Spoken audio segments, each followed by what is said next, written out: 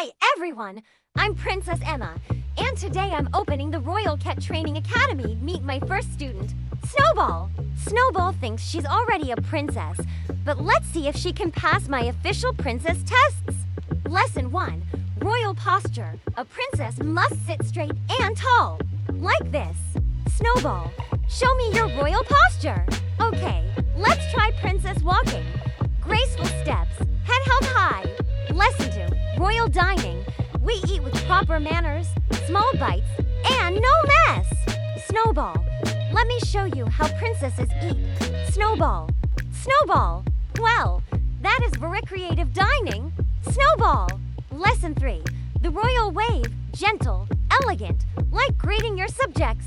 Now you try. Snowball. No, like this. Wave to your people. Final test. Every princess needs to wear her crown with dignity during the coronation ceremony. I now crown you Princess Snowball the First. Snowball, your crown. You know what, Snowball? Maybe you don't need princess lessons because you're already perfect just the way you are.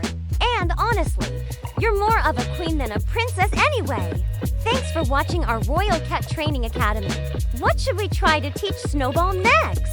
Subscribe for more magical adventures with Paws and Princess.